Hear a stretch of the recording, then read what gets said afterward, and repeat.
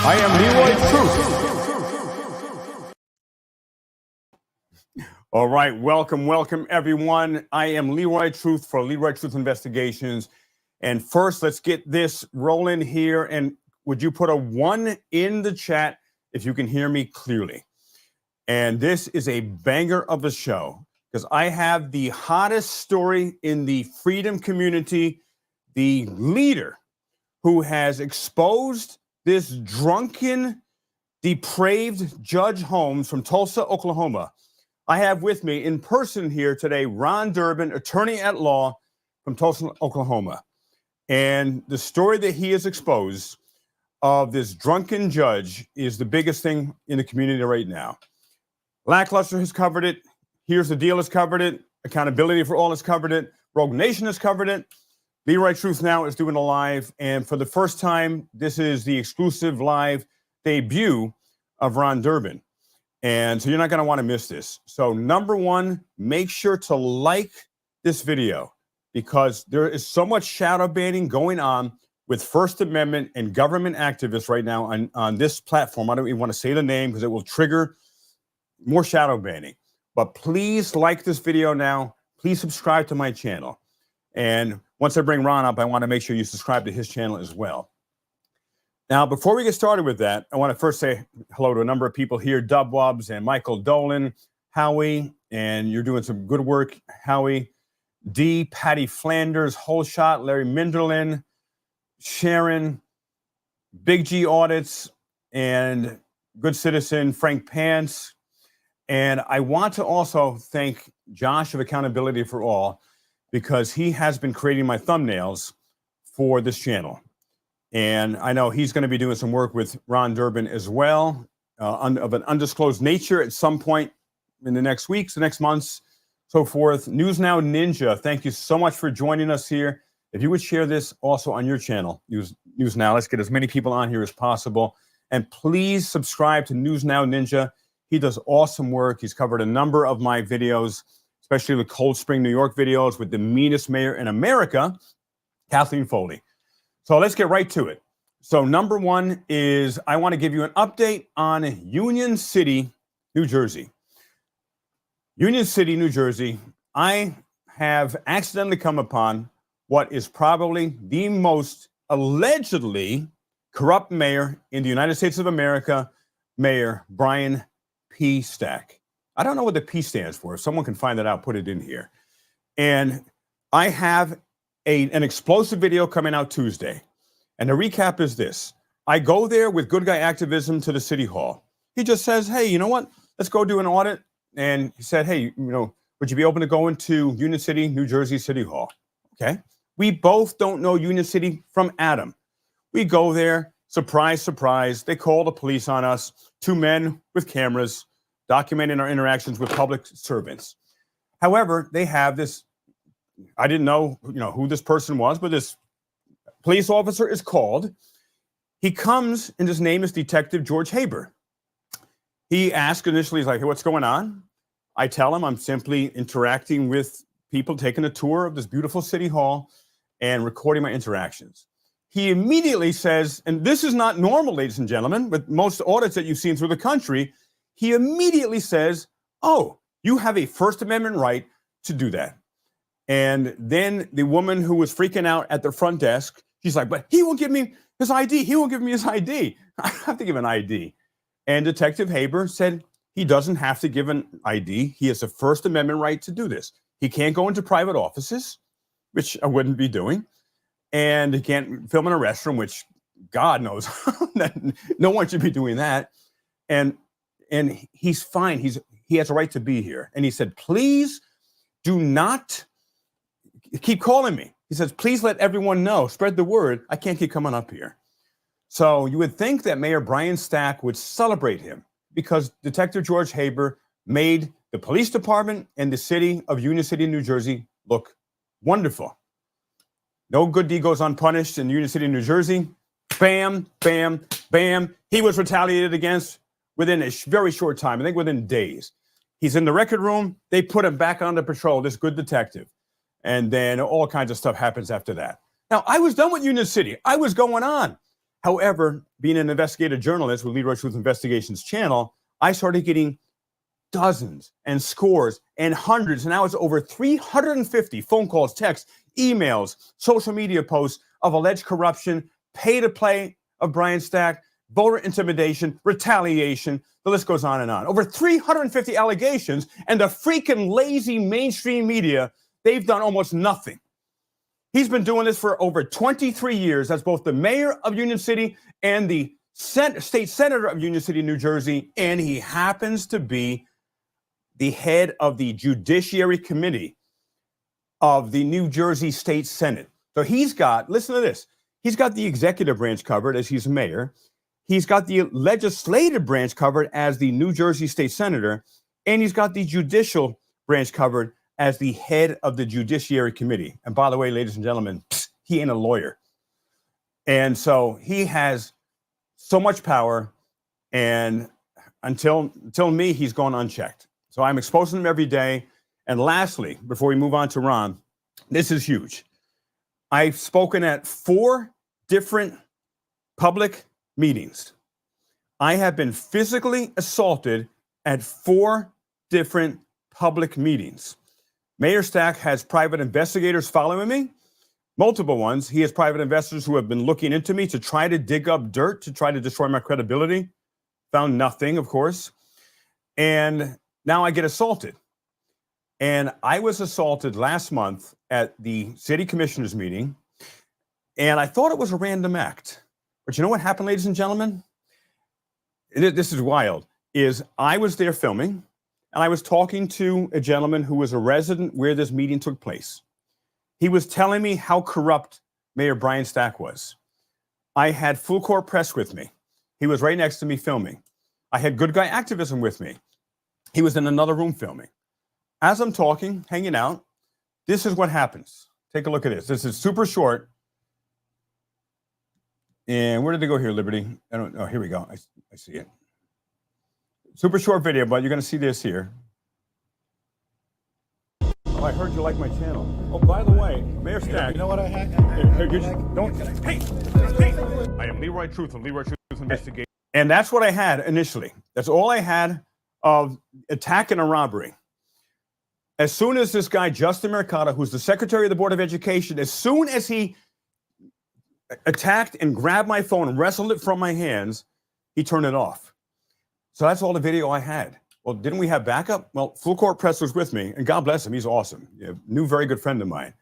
He thought his GoPro was recording. It wasn't. Good guy activism happened to be in another part of the building. He didn't know this was going to happen. We have no video. I then immediately go to press charges against Justin Mercado. I go to the Union City Police Station. A lieutenant named Lieutenant Chasmer, very professional. He did everything right. The first thing I told him, first words out of my mouth, you need to go to the Bella Vista Apartments, which is where the city commissioner meeting happened, and immediately get copies of the security camera videos. There were 4 security cameras in that room because Mayor Brian Stack will allegedly go there, or not him personally, but he will have someone go there to delete the footage. And so Lieutenant Chasmer said, I will send someone over. However, I knew that would happen. And guess what I read in the police report 2 days ago? The actual detectives from Union City, they did their jobs. They went there. There was a man who happened to be there who, once he saw the detectives left, they said, we would like to get copies of this footage. The manager of the Bella Vista Apartments in Union City, New Jersey says, oh, a detective was just here to get the footage. The Detective Williams says, what are you talking about? That guy who was just here? He's not a detective. Oh, no, he said he was part of the Union City, New Jersey Police Task Force, and he's a detective. No, he impersonated a detective. Allegedly, Mayor Brian Stack allegedly directed someone to go there, probably a private investigator, and delete that footage, but a real detective, thank God, came along to stop him. I get attacked and robbed. Mayor Brian Stack allegedly colludes with the Hudson County prosecutor who he selected. No charges filed. I have been trying to get this video for 3 weeks. I finally got the security cam footage. It is explosive. It is damning. It shows what looks like a premeditated assault on me to attempt to get my footage. To get my phone so they can get my contacts. They can get my emails. They can get my sources. The only thing is the idiots who are, I know you're watching now, Brian Stack. You think I freaking use my actual phone to record when I go out? Duh, it's a shell of a phone. I use it for a freaking camera. You would have got nothing. It's explosive. So stay tuned. I'm going to be dropping this video on Tuesday. Justin Mercado will be fired. There will be no other recourse. It shows that he assaulted me, robbed me. We're wrestling for my phone. He attempts to destroy my phone, and then he actually waves my phone once he gets it to Mayor Brian Stack, who watched the attack. He didn't intervene with the attack. He didn't report the attack. And he let Justin Mercado flee the scene of the crime that happened right in front of him, right next to him, before the police can get there. Brian Stack is politically, he's going down. He will not be able to survive this, I guarantee it. So Brian Stack, why don't you call my show, because this is going to be a call-in show. Call in later and resign. Do the right thing. Be a man for once. Resign on my show. Get a little dignity in this. So stay tuned for that on Tuesday. Also, please like this live stream, this video, get the word out more, share this with your friends, family, and subscribe to my channel. And let's bring up Mr. Ron Durbin. He's got the hottest story in the entire YouTube community now. And again, everyone's covering this. Ron is a charismatic, powerful, driven, high integrity attorney at law in Tulsa, Oklahoma, who also, like I do, he speaks truth to power. He does it eloquently. He does it passionately. He does it legally, peacefully, and of course, that must mean you never get arrested, right, when you're doing this. Well, it sounds like you've not been talking to the Oklahoma Bar Association, because according to them, I am the world's worst attorney that should lose his license because I exposed corruption. And the video we're going to be talking about tonight, since I released the video, they have filed charges against me related to it, saying that my release of this has brought disrepute to the profession and the career and the judiciary, and that I have brought that disrepute to that by doing what I'm doing, by exposing it this way.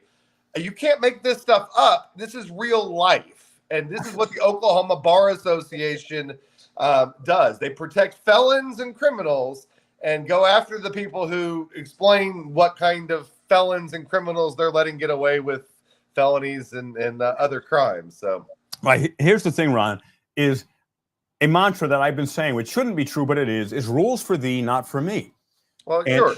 If you're on the inside, if you're in the government, they're going to protect each other. You got this, Cronyism is look, and the problem about it is that you people are given just this tiny little bit of power, and for them that's their entire life. That's their whole circle revolves around that little bit of piece of power that they've got, and so they're going to do anything to fight for protecting their little piece of power, which will include fighting for anybody else. It doesn't matter if they're corrupt. It doesn't matter if they don't agree with it, because they want to maintain their role. And it's taken me to say, I don't care about my license, to finally go, okay, I'm going to talk about this stuff, and consequences be damned. Right. And the thing is, and we're going to show some of this video in a little bit, and this is going to be Lackluster's version. And he's got over 250,000 views on this video. And as Ron said, you've had millions of views on this work on TikTok. You've had hundreds of thousands of views on YouTube. And by the way, what's your channel so they can go to it as well and subscribe to your channel? Yeah, it's Triangle Productions is what it is. And we're actually going to be, we're actually going to be changing the name to Guerrilla Media. Love that. Here pretty soon as the main company. But so it'll still be, the audit channel. We're kind of working on the name because Triangle, there was a table in the office that was a triangle, and that's where the podcast room was set up. That's where the name came from. So we're working on some names, but we're going to be having a lot of channels. We're going to go guerrilla media and start attacking the political oppressors of the world. Absolutely. And by the way, Paul said it's never going to end. It will end because it's our fault this happened, ladies and gentlemen. We were asleep at the wheel. We let the government get like this. We let the public officials get like this. It's our fault. And since it's our fault, we can change it. It's not going to be easy. Well, look, I mean, we can change you know, it. frankly, you know, it's our rights weren't given up in the course of one day. No. It's death by 1,000 Right. pinpricks, right? And it's a little bit of rights and a little bit of rights and a little bit of rights, and it ends us up right now. And our forefathers would roll over in their graves if they saw the power of the federal government. Just on the interstate commerce clause alone, they would have a conniption fit. We've been deprived of our rights by the usurping and taking of power by the varying branches, all of them striving to have, you know, their own power. You know, the judiciary legislating from the bench, and then they're corrupt and can protect themselves. The executive, they use their agencies to write additional rules. And then the legislature just does whatever they want without consequence. Absolutely. It's insanity. And then you get Mayor Brian Stack, who's got all three covered. He's simultaneously a state senator, he's simultaneously a mayor, and he's simultaneously head of the Judiciary Committee. You know, there should be rules against such things. You know, well, look, I frankly think that the judiciary committees of the House and Senate of any state should be made up of lawyers and non-lawyers. But you know, the fact of the matter is that, you know, it's one of those situations where if it's non-lawyers, the lawyers buy them off, and if it's lawyers, it's cronyism. I don't know what the answer to the solution is. Term limits, quick rotation of power, bureaucratic term limits. You know, one of the adages I hear all the time from legislators is that, hey, the bureaucrats are never worried about a legislator on a term limit because they're going to survive that legislator's term. Right. And that's kind of the philosophy. The bureaucrats have so much power. Yep, absolutely. Now, let's get to the video. And to set this up, Ron, and this is Lackluster's version. I know a lot of you have seen it. Some of you have not, but it bears watching again. And now we have the actual man who took it and that created this story. And so set this up briefly. Give us a Cliff Note version of what we're going to see here. Well, I mean, it's going to start at the Tulsa County Courthouse. I was coming out of a hearing from Judge Doug Drummond's courtroom. I was representing a guy named Grant Miller, who was running for city council, had gotten the majority of votes. He was a competitor, was fighting against him. We ended up winning the case. I was walking out of the courtroom, and some cameras were interviewing the other lawyers in the case, actually. And a bailiff was somebody, I didn't know she was a bailiff, but somebody was accosting the reporters about recording in the hallway, saying it's against the rules. It's against the rules. And I'm a First Amendment guy, and the Tulsa County Courthouse is a county building, right? So the county owns the building. The courts borrow rooms in the building. So it's a county building where county business is conducted that the public can go. So as you know, you have the right to record anywhere in publicly accessible areas of a public building. And so this woman's trying to throw them out of a public hallway. And I'm asking, well, what rule are you talking about? And she just can't tell me what the rule is. And it's the rule. It's the rule. And I keep asking, well, what rule? So I can go look it up. Anyway, she gets irate, and she says something to me, and I'm like, well, you know, do I need to go get the judge? And I was like, well, if you can't quote me the rule, I don't care what you go do, just leave me alone. And you know, she storms off, and the reporters and I walk to the elevators, and the video kind of picks up with us standing at the elevators, and we're having a conversation. And the people I'm talking to in the video, there's a little confusion there, but the people I'm talking to initially in the video, those are reporters.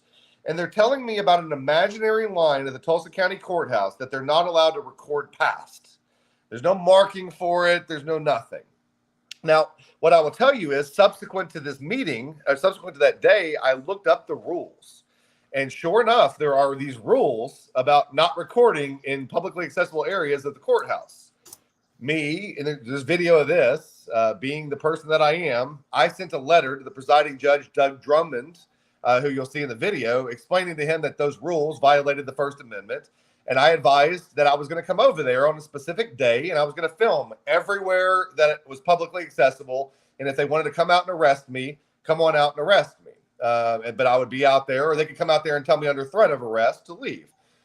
I went there on the date that I specified. I recorded in all the areas that I wanted to record, and they left me alone, because they know their rules are violations of my First Amendment rights to freedom of the press and to record in publicly accessible areas of public buildings.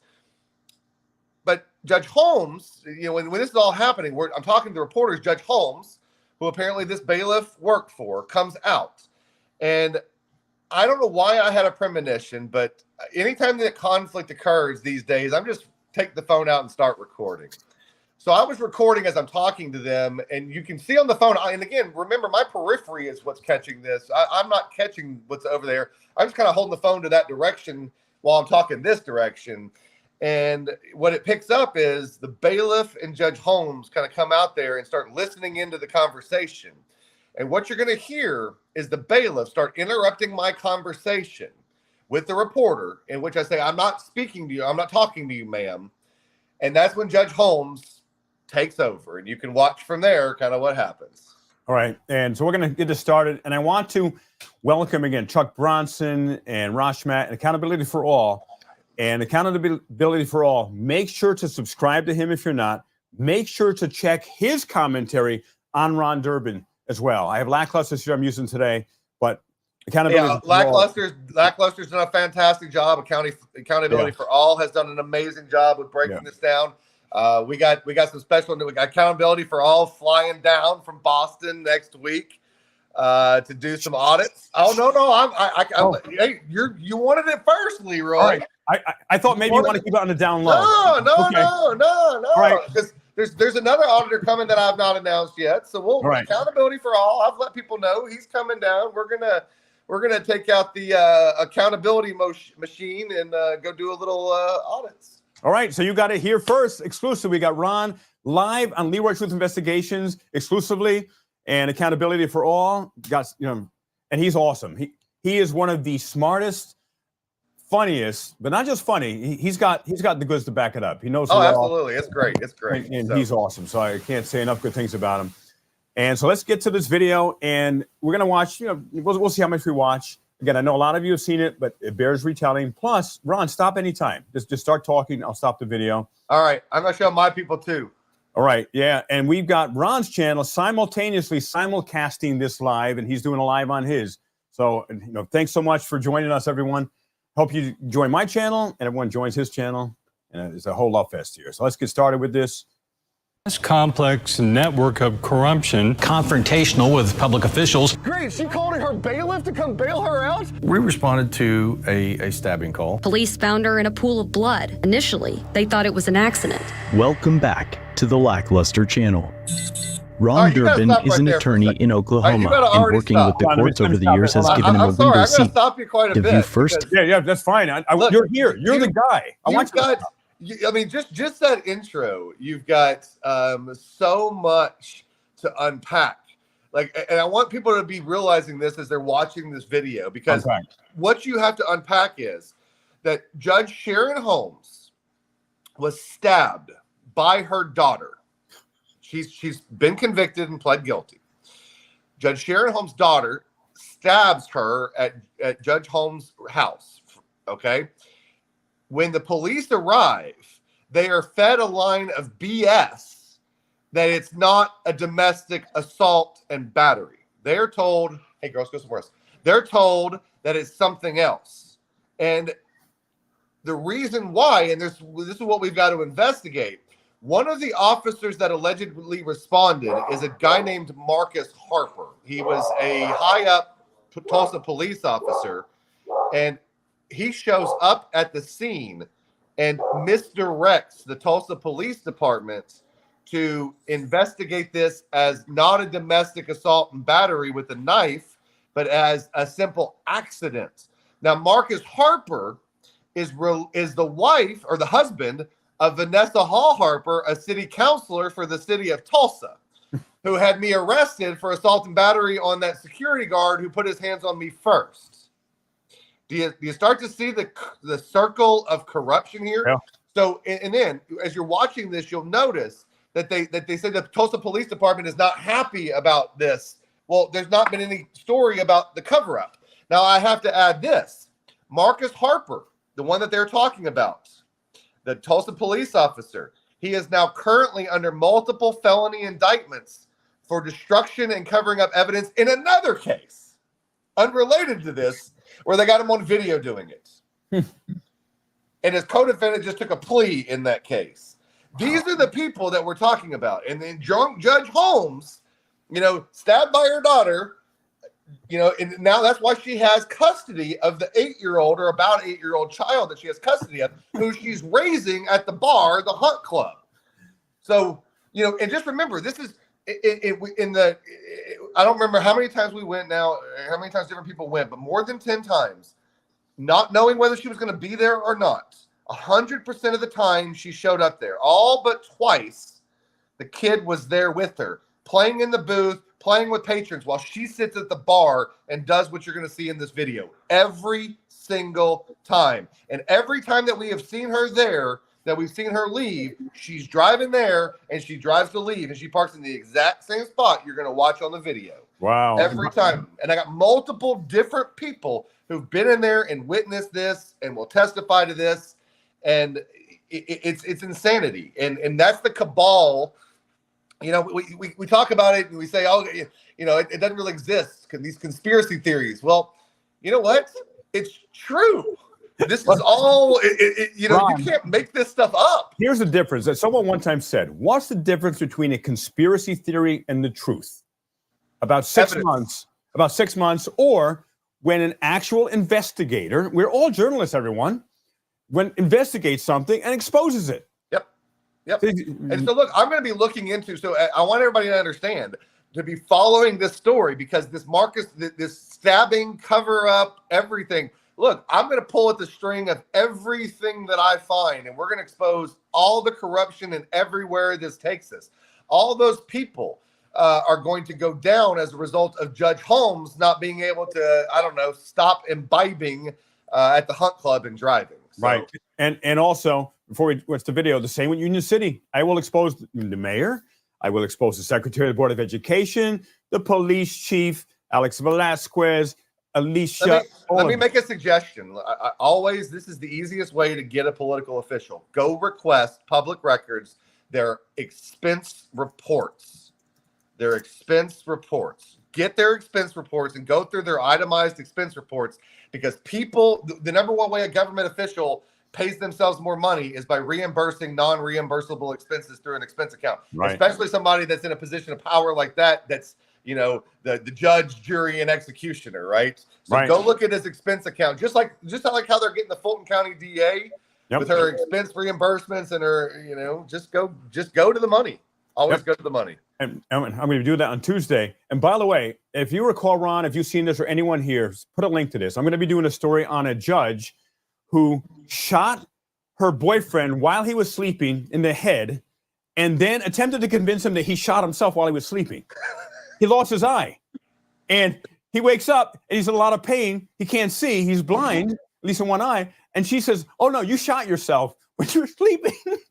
These are the judges. People talk about police constantly. I'm focused on the mayors and the judges.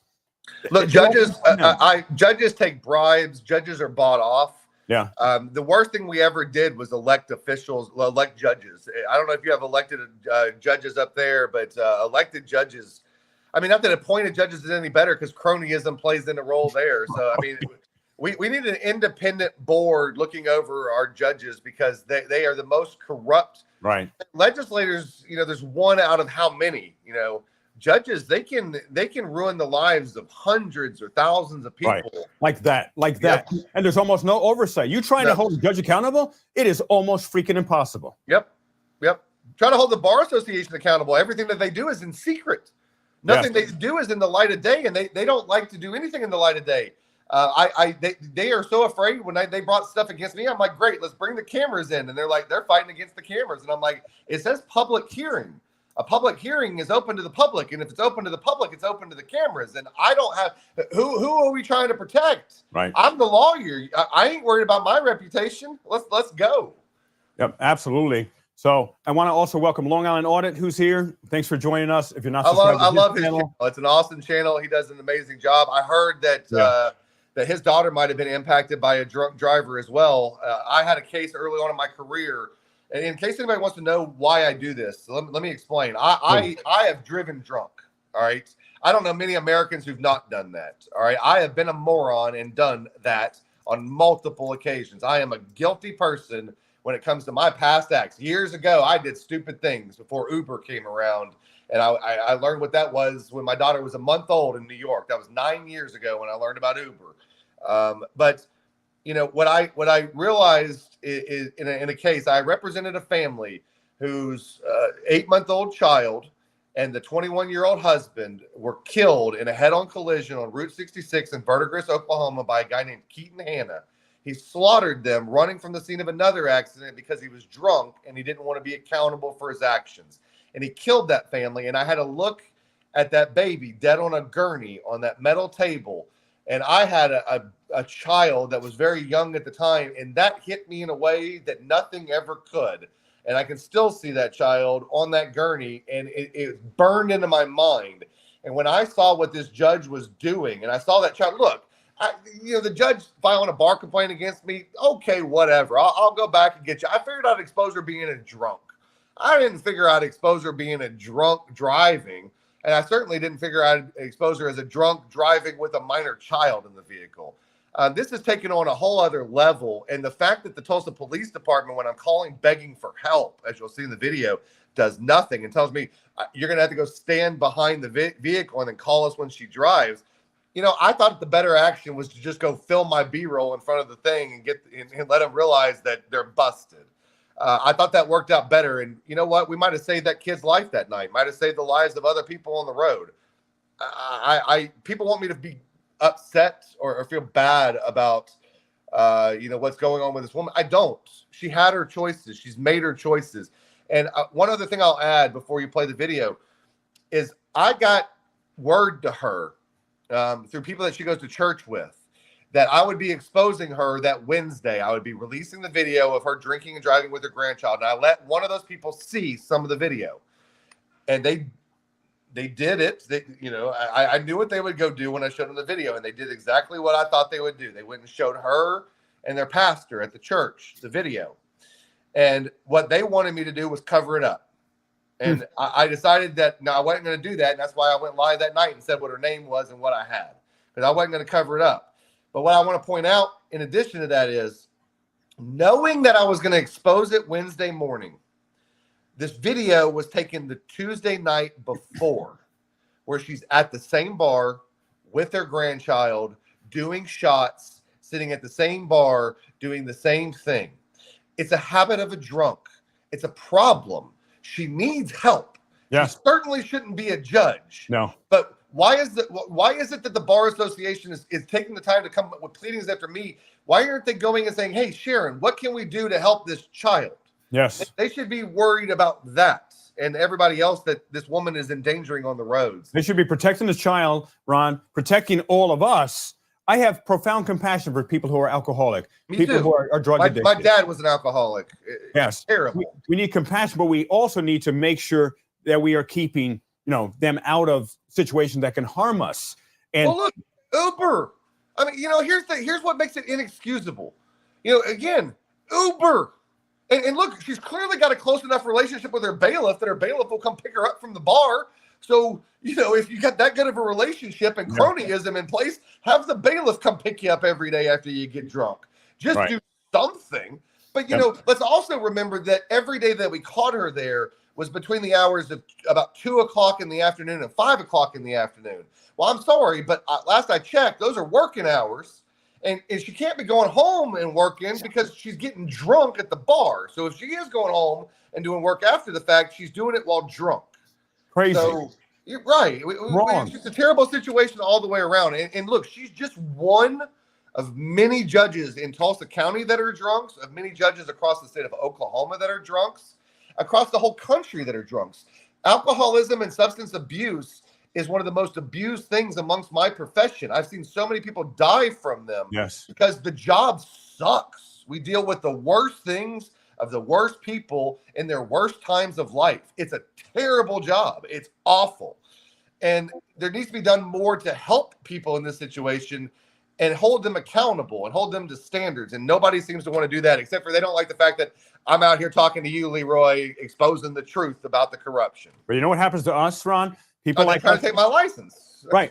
They're trying to take your license. They vilify the messengers. We expose the truth. They vilify us. Again, I've had Brian Sack allegedly, at least 2 or 3 private investigators trying to dig up dirt. There's nothing. How many bar complaints have you had against you since you exposed the story on your channel?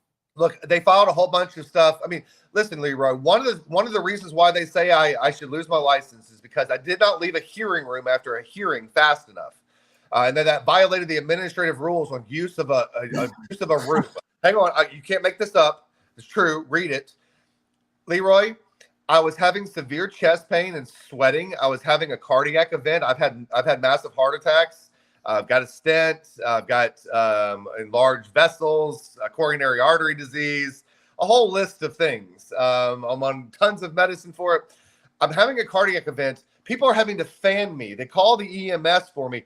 And this is the thing that the bar is saying. I broke this rule by staying too long for a meeting when I had to sit down because I was having a cardiac event. I had to go to the hospital the next day because the events were continuing. And we figured out that I was over consuming Diet Coke instead of water. And that was March of last year. And I haven't had a Diet Coke or any caffeinated beverage other than a sweet tea since then. Gave it up. Yeah. So, okay, I identified a medical issue. I took corrective action for it. And they're saying that, hey, he shouldn't have had a cardiac event in a hearing room. And again, all on video, Leroy. Ron, everything on video. Their egos are way more important than your cardiac events, for God's sakes. I understand where they're coming from. Their egos are way more important than you may die. So what? We have to make sure he says how high when I say jump. All right, let's get to more of the video now. Let's get to it. Oh, and by the way, if you would, these are almost never monetized. If you would either put the links up there, moderators, also super chat, super thanks, always appreciated, and helps the work. It costs a lot of money to do what we do. So I really appreciate that. Super chat, super thanks. Anyone that mods could put my links up there for PayPal, Cash App. And let's get to it. And the corruption taking place inside our justice system. Suspicious of how grants were issued in Tulsa, Ron appeared to request records to investigate his concerns, but before making it to the grant office, he was surrounded by officers, preventing him from reaching the 4th floor. Let's go to the 4th floor. Okay. Dude, do not fucking touch me, man. Back up. Back up. All right, you want to stop it there for a second? Yep, now that's a big thing. What just happened. That's a big one. And you're a lawyer, so I want everyone to understand what you did and the legality of it, et cetera. So a couple of things. There's a video before this, but the shorter officer, not the one that puts his hands on me, the shorter officer, I was talking to him. He actually put his hands on me at the elevator, but he apologized, no big deal. And again, I was going to let old Testerman, I told the tall officer that showed up that I wasn't going to press charges. They were asking me if I wanted to press charges. Anyway, the shorter gentleman says you can go to the 1st floor or the 4th floor. All right. That's where publicly accessible areas are. So that's when you hear me say, okay, let's go to the 4th floor then. And I take a step to go towards the 4th floor. That is when Testerman, and you can see in this video as you continue to play it, grabs my shoulder. All right. Now, look, I don't talk about this a lot, but I didn't have the best childhood, and I don't take well to being touched at all by anybody, especially somebody in an aggressive manner. And I not for here to get into that. I'll share that story one day, but I don't like somebody to exert their physical control over me by touching me in an aggressive manner. And this guy had been staring at me. He puts his hands on me. As you'll watch, I brush his arm off of me. I take a step back and watch what he does. He takes a step forward. I push him in the center of his chest to get him. See, that's where he's grabbing me. He grabs me right there. Deciding to leave. Yep, grabs me. See him grabbing a hold of me? I shift him off, and then he steps forward, and I push him off of me to get away from me. And then he takes another step forward. And here's the thing. I could have necked the man right there and knocked the absolute crap out of him. He had no legal rights. First of all, he's a security guard. Let's be clear on that. Security guard's job is to observe and report. Paul Blart University is their level of training. Right. Yeah. Right? Yeah. So their job is to observe and report. And the man put his hands on me. That is I saw him coming, and he touched me. That's an assault, and it's a battery. I have defended a first-degree murder case in the state of Oklahoma where my client shot somebody who was unarmed for him threatening his life. My client was acquitted by a jury for that because he reasonably believed that his life was in danger. Right. I believe when that man put his arms and hands on me that my physical safety was in danger. I have the right in Oklahoma, which is a stand your ground state, to stand my ground and defend myself from a physical battery. I did exactly that. And what the media was reporting is that I then, after this video, sued them for violation of the Oklahoma Open Records Act for not giving me these documents that I have the right to. 5 days after I do that is when this Testerman guy files a police report saying I assaulted him. Who did he file a police report with? The City of Tulsa Police Department, who works for the mayor that I'm suing for Open Records Act violations. And I'm suing Testerman for violating it. So, yeah, if you can't call this a setup, I don't know what you can call a setup. So, yeah, go ahead. I'm sorry to keep interrupting. No, this is important. I mean, you're the man here. You were the one who exposed this. So it is. I so appreciate you, Ron, coming on my show here. And everyone, please subscribe to Ron Durbin as well. He's awesome. I'm looking forward to doing lots more work together with him in the future as well. Continuing. Afterwards, Ron spoke with a supervising officer, and with the encounter de-escalated, he left without the records he intended to obtain. But later, the officer that grabbed Ron filed a police report, creating a warrant for Ron's arrest for assault. He then attempted to turn himself in, but he was refused. You got to pause it. This is crazy. I know. Again, of course, I know the story, but this is crazy. So, yeah, what do we have here, Ron? So I hear about the warrants. Somebody calls me. I got connections, right? I have friends, and I hear about the warrants. And so I go to David L. Moss, which is the Tulsa County Jail, to turn myself in. And we have this on video. I put it on the YouTube. I think it's on the YouTube channel. Certainly on the Facebook channel. I'll get it released again if we didn't. But we go to the jail, and they refuse to take me. God. Yes, they absolutely refuse to take me. They say, oh, we don't have the warrant. We can't process it. And they tell me, you're going to have to come back later to get arrested. Oh, my God. Yeah. And like, people say you can't make this up. You can make it up. But it's not. It's freaking real. We have it on video, so you can go watch it. Don't take my word for it. Go watch the video. Because I get denied that. And what you're about to watch. So I then decide, okay, well, look, if you can't arrest me today, you're going to arrest me. I have a hearing the next day. Oh, we got an Liberty. All right. You know, when you show up and they refuse to arrest you on a standing warrant, that puts you in the same category now as Eric Brandt, the only person I know that's ever been actually thrown out of jail. Well, 31 days on a 90-day sentence, threw his ass out. So you're a good company.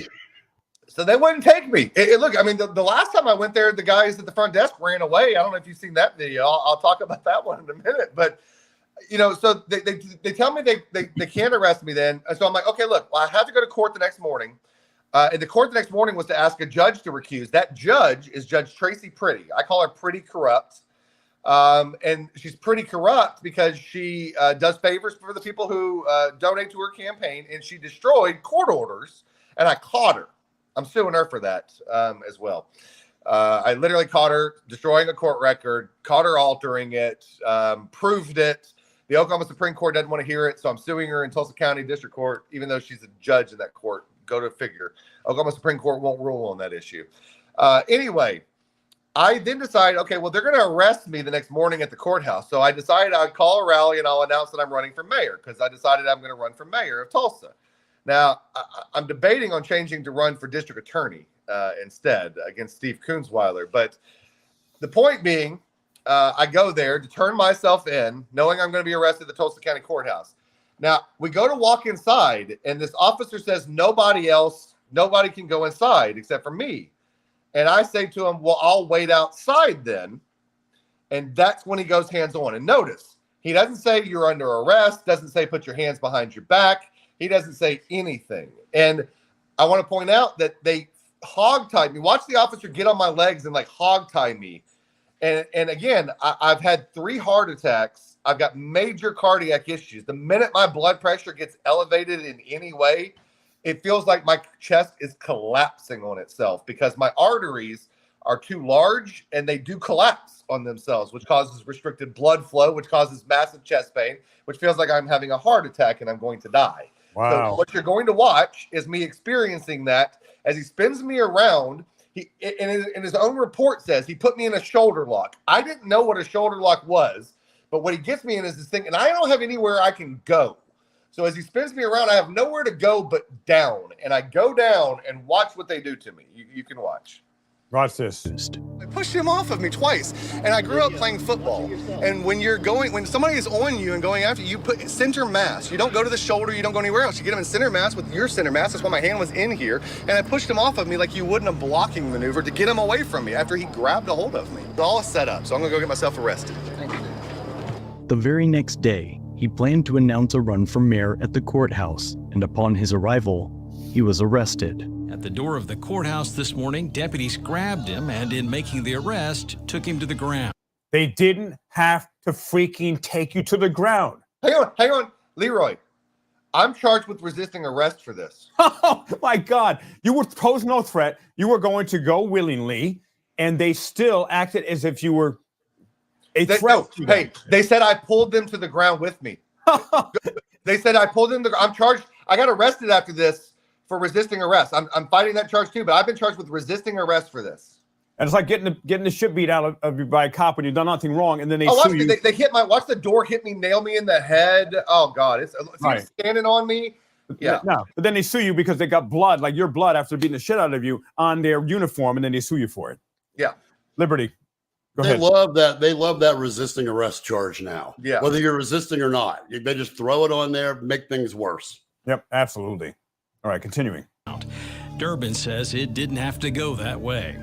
Because this was all set up so they could embarrass me and they could do it when I wasn't expecting it, when I showed up for a hearing at 9:45 today. He was on the floor in the lobby of the courthouse here for several minutes before an ambulance that was called by some of the bystanders here arrived and took him off to the hospital. Durbin has bruises he said came out of the arrest. He was medically cleared before his mugshot was taken at the jail.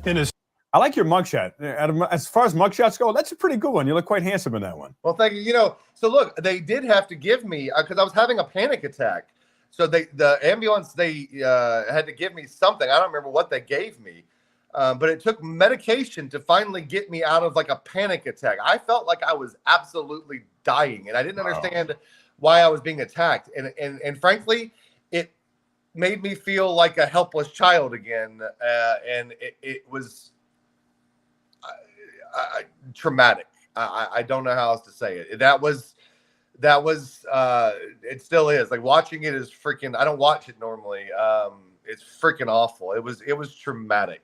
Wow. Hey, by the way, you're crooked. You're somehow crooked. Stop resisting, Ron. Yeah, stop resisting your video footage with your camera here. Sorry about that. All right, somebody take his camera down. Stop resisting. All right. Continuing here. Statement of the Sheriff's Office says after review of the video and all pertinent reports regarding this incident, Tulsa County Sheriff's Office believes our deputies acted appropriately and within state law and our own policies and procedures during the arrest of Mr. Durbin. Can you speak to that? Can you translate what they just said there? Yeah, they're covering their own rear ends. They came out with that report. Listen. So the officers at the hospital one of them got a call from, see, the problem that they have is I have a really good memory.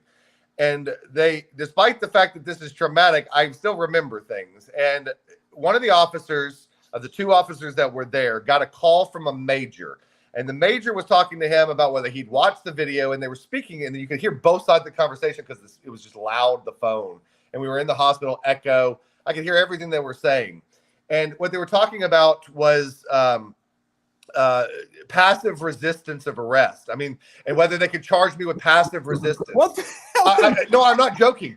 So when he gets off the phone, when he gets off the phone with this major, because he tells the officer, because he tells the major, no, I watched it. No, there's nothing there. I don't see it. We don't have it. I mean, literally, that's the conversation of we don't have it. Yeah, I wish we had something, but we ain't got it on this guy. We can't charge it. Now, again, 2 days later, they do charge it after the fact. Their bosses come up with something and charge it, but this officer says we don't have it. So they were talking about passive resistance. That's when they came up with the whole thing of I pulled them down as I was going down. You saw where he grabbed me. He grabbed me on the wrist. Right. How can I can't possibly pull him down. And as his own report says, he has me in a shoulder lock. No. And so what it is, and they come out with this immediately. So their investigation lasted how long? And an investigation where they didn't talk to me. They didn't ask to see any of my video from any of our angles. They didn't ask for any of the media videos. So what did they watch exactly? Right. And here's the thing. When I found when police do investigations, like these are the cronies, like in Union City, most police officers I've met, they do a great job, actually. But they got the cronies on top, and they do all these investigations, but no one contacts me. Right. District attorney well, doesn't so interview me. I have not. So I made a mistake. I have not filed. I did not file an IA complaint against that officer. I'm going to go do that on Monday. I'm going to go file an IA complaint against that officer. I already planned on it. I'm going to sue him for federal civil rights violations, assault and battery, and all of those things. I'm absolutely going to sue him, and I'm going to do everything I can to own his house. You know, and the house of many other people who have violated my constitutional rights here. But I did make a mistake in not going ahead and filing that complaint, because what I should have done is file that complaint and then be hounding them for the documents and things related to their investigation. I'm going to go solve that problem Monday. Good. I'll go to capture some video of it. I'm also going to go and file a complaint and a report with relation to Testerman putting his hands on me, because if me pushing him off of me is a battery, then him putting his hands on me is clearly a battery, because he didn't have legal justification. So I'm going to force their hand on this stuff and use that to show that this is all just a political prosecution of an innocent guy, that they don't like the fact that my mouth runs more than they think it should. Right. And guess what? I did 3 internal affairs complaints in Union City, New Jersey. And when I went to speak directly with the internal affairs officers investigating, they said, "What are you talking about, Leroy? There are no complaints. They disappeared them. I did it on the secure portal. I have copies of them." And someone allegedly through Mayor Brian P. Stack, boom, they're gone. That's some big shit. Well, that's why, look, when you do that stuff, certified mail, return receipt, restricted delivery, and you mail it directly to the police chief, the IA division, you send it to a bunch of people. That's always a good way to show notice. Yep, absolutely. All right, continuing video here. Ron then created his YouTube channel, Triangle Productions, and aimed it at rooting out corrupt officials. In a recent video posted to his channel, he alleges that a private investigator filmed Judge Sharon Holmes walking into a bar with her grandson, whom she has custody of, after a domestic dispute between her and her daughter that left her stabbed in her own home and with a broken ankle. We responded to a stabbing call. Police found her in a pool of blood. Initially, they thought it was an accident until they looked further. We did have a victim and a possible suspect. The judge's daughter, 28-year-old Adrienne Smith, was at the scene, but not arrested at first. Not until the initial story fell apart. It was later determined after that report did go to investigators that it was going to be a domestic violence call. And that's how the judge's daughter... So what we had to talk about there is a report was generated that night that went to investigators that showed that as not a domestic assault and battery. And something else led them to believe that it was. And that in and of itself shows you that there was a cover up that night. And if you go to the police released some of the video, but they redacted a lot of it. And they redacted it on the argument that Sharon Holmes shouldn't be shown since she's the victim. Well, I think she's potentially one of the conspirators of the cover up, working with her friend Marcus Harper and her friend Vanessa Hall Harper, who's his wife, to get them over there to help her in this situation where her daughter has stabbed her.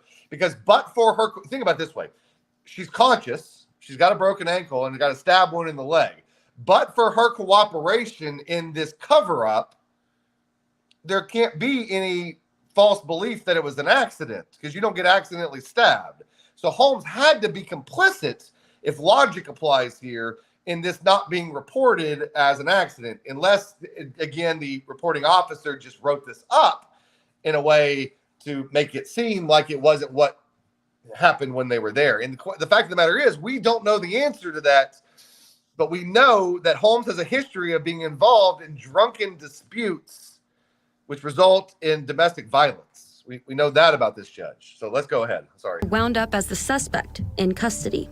Toole isn't commenting on what responding officers were told at the scene, but both Tulsa's police chief and the Fraternal Order of Police are angry. now looking into allegations that a ranking Tulsa police officer, said to be a friend of Judge Holmes, may have tried to send investigators down the wrong path. If there is any information to suggest that any officer did something at that scene or at any scene, we owe it to look into it. The video captured by the private investigator shows what appears to be Judge Holmes and her grandson walking into a bar, drinking several shots and a White Claw, and then leaving in her car with her grandson in the front seat. Ron claims to have several videos like this and was working on publishing a video about all of it, so he traveled to the bar to film extra B-roll for the presentation, and the judge happened to be there. During the investigation and our wrap-up shots that we were if you want to capturing pause today, that is her walking in. So I want to give you some explanation of some of the stuff you're going to see, because it's kind of the context is not there. One of the things that we discovered during this investigation is that the Hunt Club serves food on occasion, and a restaurant is allowed to have minors in there, right? A bar, a minor's not even allowed to be in the premises, right? And a minor's never allowed to be at the bar, sitting at the bar. Right. Well, we documented that when these events are occurring, they had a food truck that was providing their food service at the Hunt Club, but they lost that food truck. It was called Masa, and we documented that they had no food service during these times. So she's bringing him not to a restaurant serving food during these times where we're showing you the video. It's a bar. It was a bar. They were not serving food. We can establish that they were not serving food. Their kitchen was not open serving food. Additionally, on a lot of the days she brought them, even when they finally got a food program again, she was bringing them there before they started serving food. Again, if they're not serving food, they're a bar. And for a final thought, why are you raising your grandchild every day at the bar while you get drunk? Even if you didn't drive them home. I mean, my God, what kind of life is this? And we certainly shouldn't have drunks, habitual drunks on the bar, sitting in judgment of people. In fact, in Oklahoma, we have a constitutional provision that says habitual drunkenness is a disqualifying offense for judicial office. Exactly. But again, the Bar Association thinks I should be in trouble for exposing all this. But in our Oklahoma Constitution, her conduct is a disqualifying offense from judicial office. So anyway, and the shots she does, one day we have her doing 10 double shots of vodka, 2 White Claws, going out and driving with her grandkid. Another day, one of the guys that went in there she kept trying to buy, I think she was attracted to him. She kept trying to get him to do drinks with her. And he's like, I can get her drunker, Ron. Do you want me to get her drunker? And I had to be like, no, I don't want her driving with that kid. No. You know, no, I could have entrapped her. And people are, one of the criticisms in all this is, well, Ron, why didn't you just follow her on that last night? Folks, I could have lost her. That could have been the night she killed herself, him, and somebody else on the road. I'm not, and confronting somebody when they're in an automobile, getting behind her or something like that.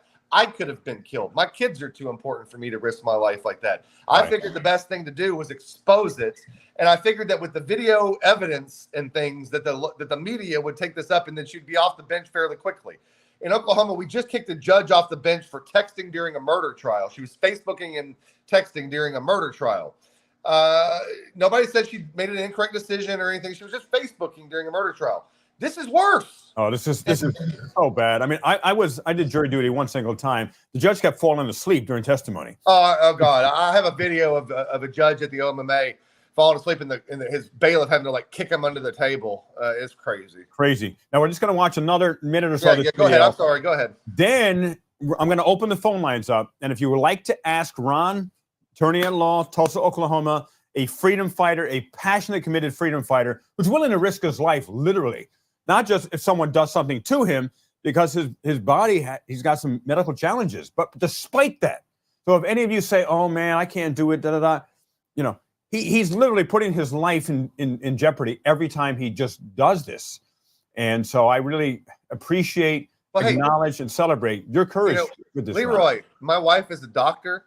So maybe you stop saying that every time he goes out and does this, he's risking his life. She might make me stop going. All right. So, gentlemen and ladies of the jury and of the audience, Disregard that statement I just made. Exactly. I'm not a medical doctor. I'm not giving medical advice. My wife's gonna. Yeah, we don't want that. Right. So we're gonna open the phone lines up in 2 minutes. Gonna watch a little more of this. Then ask Ron Durbin your questions about this. We stumbled upon drunk Judge Sharon Holmes once again sitting at the bar getting drunk with their grandson sitting a few feet behind. So you're going to join us as we confront the final showdown of drunk Judge Holmes tries to drive a minor. Now, I want you to understand, we tried to handle this in a different way. I have phoned the Tulsa Police Department and advised them of her prior behavior and what's about to transpire. And what they told me that I could do was stop her if she engages in it, but until she gets in the car and tries to drive, they're of no use. Officers, can I bother you for a second? My name's Ron Durbin. I'm an attorney here in town. I got kind of a reputation for going after judges and stuff. And anyway, so we have a Tulsa County judge who's a drunk. And I'll show you the videos here in just a second. But on a regular basis, she brings her grandchild to the hunt club, and gets totally shit-faced, then proceeds to get in her black vehicle that's parked out in front, and then drives. I got it. I'll show you the video of her going in there regularly, walking the kid in, walking the kid out. We were going to expose all this tomorrow, and to do that, we were going to come shoot some B-roll footage with my camera crews in front of the hunt club. Well, she's there right now, getting drunk with her. And by the way, I just happen to see it on there. Attorney Shield. Make sure to check it out. Lackluster Long Island Audit.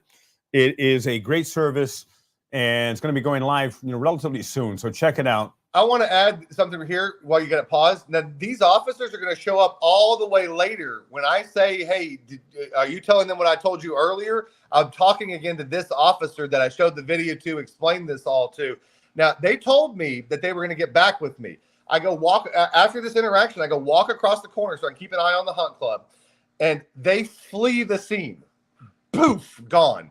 That's why when I talked about earlier that I called the police department, that call was after they fled this scene, and they're like, "Yeah, all you're gonna have to do is wait till she gets in the car and then call us back at that point." So that call happened after this interaction. Wow. Her grandkid driving intoxicated with the child is a felony. So I'm letting you guys know and asking, what can we do about it? What kind of vehicle is it? It's a black, like Nissan. I mean, I'll post up. I mean, it's just right down there. I'm gonna wait. She's right now. She's already done 4 shots in the bar. I got somebody in the bar. She's already done 4 shots. She's got her grandkid sitting behind her. In about 30 minutes, she'll close up her tab. This is an everyday occurrence for this woman. So I'm guessing grandkid, you're saying under about 8 years old. Okay. Yeah. The club would even let. And they shouldn't. And they don't serve food a lot of times. And let me just show you, because I want you to. And you can just go to the website. Unless they have, if they're considered. I don't know, do you have a phone? You can go to stopsharonholmes.com, which is the website I just put up with the short bit of video. But this is her usually, this is her, I mean, it's hard to see on this one, better on desktop. But that's her walking in with her grandkid. This is not today, this is another day. Yeah. All right, she walks in with her grandkid, hand in hand, goes into the hunt club. All right, and then every day she sits in that same, it's easier this way, she sits in that same spot at the bar. I mean, watch. I had one day I ever doing 10 shots, 2 big White Claws. 10 shots. I couldn't even do 10 shots. And I actually don't drink myself. But when I did in my 20s or something, that's a shite load. Look, Josh, the guy who was over there this day, where he goes over there and she shows up. And again, she's gone out and got a protective order. And again, all for filming on a sidewalk. She's gone out and got one of her employee judges to issue a protective order that got continued for 60 days the other day because they say, well, it's pending criminal charges. And I'm like, I don't care. That's to protect me. Let's go. I don't have anything to I'm not worried about the story coming out. I'm not worried about testifying in this and it being utilized against me in a criminal case. I don't care. Let's go. Let's put this thing forward. The judge refused. The judge also refused to recuse. And then she started yelling at me. And again, she works for Judge Holmes, this drunk judge. She works for her. She's her employee. That's that's the level of conspiracy and corruption that we've got going on in Tulsa County. And look, this is systemic of the country. We're not unique. This is everywhere, folks. This is everywhere.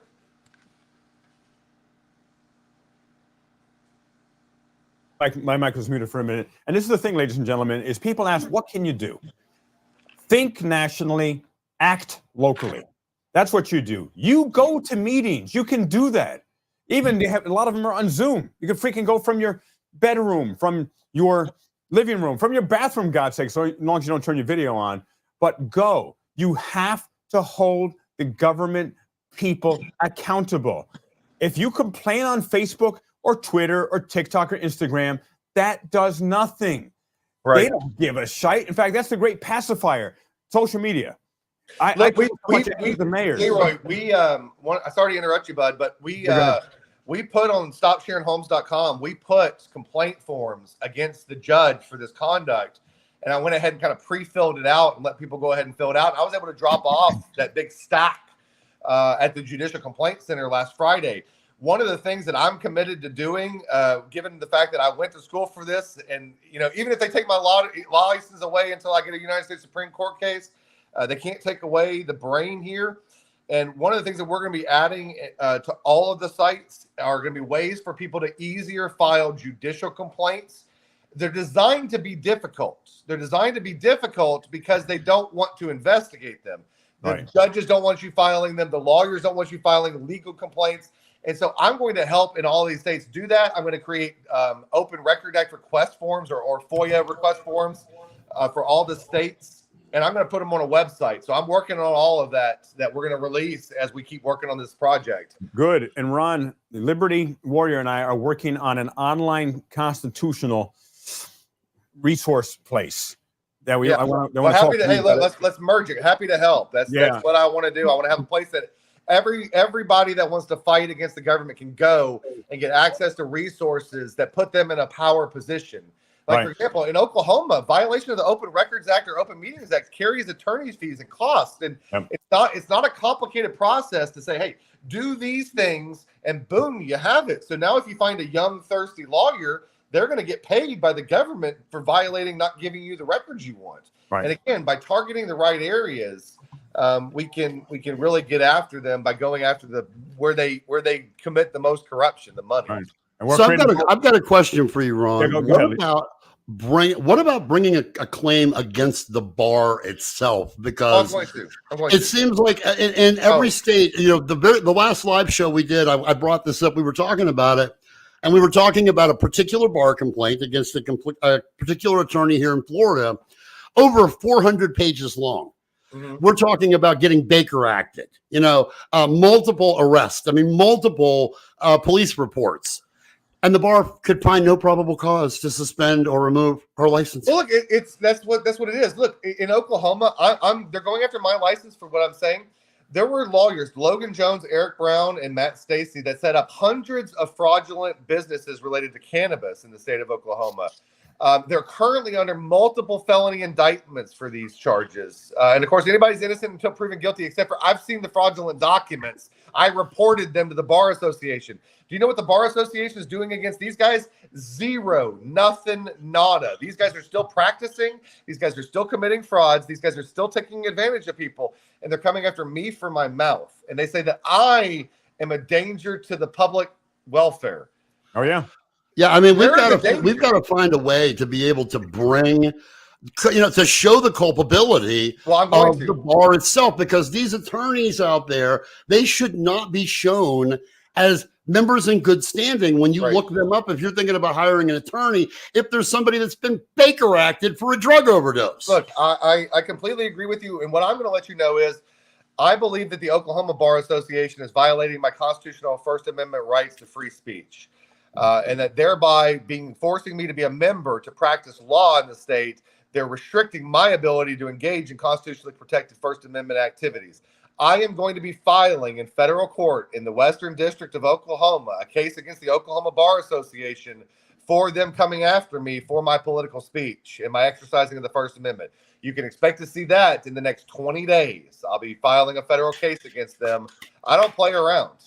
I applaud you. I applaud you for doing that, because this is what's got to happen. And we're going to have to start doing it all across the country in every state. We're going to have to find lawyers just like you.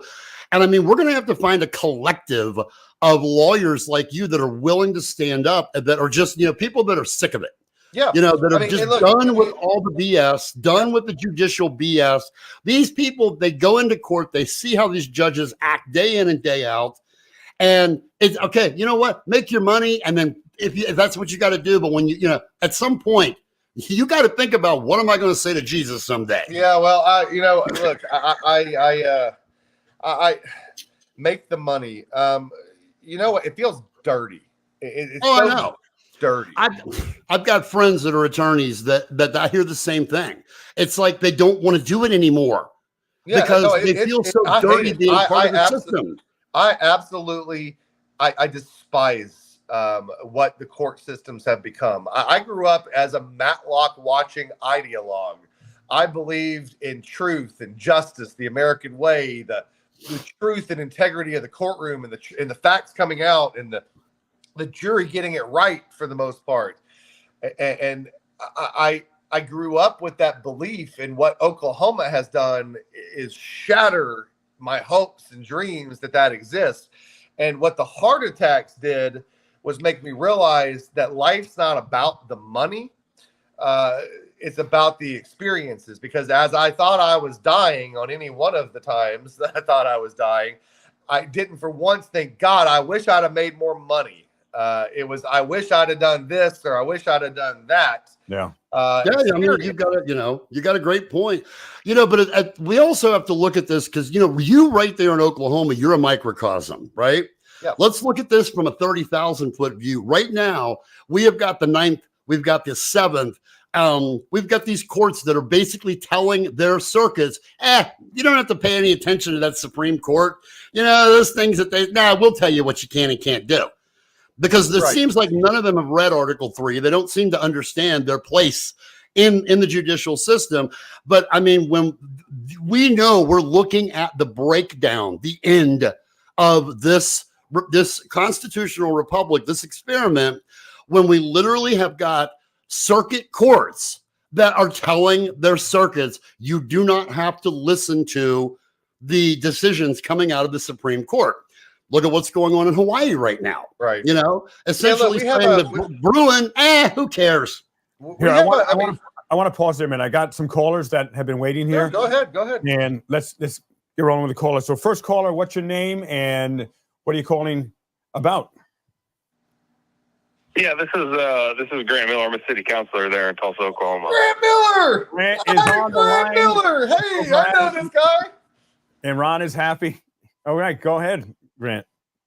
I mean, I can't see the video while I'm on the call here, but I thought I'd call in anyway. This is absolutely ridiculous what's going on here. I mean, you've got this whole cabal, and I know the video is more about what's going on with Ron and everything going on in the judicial system, but at the end of the day, this all ties together because you heard that Hall Harper is tied to the arrests and all of that with Sharon Holmes and all the situation going on. And, this doesn't just, I think one important thing that was said earlier was that you've got to get out and you've got to get active.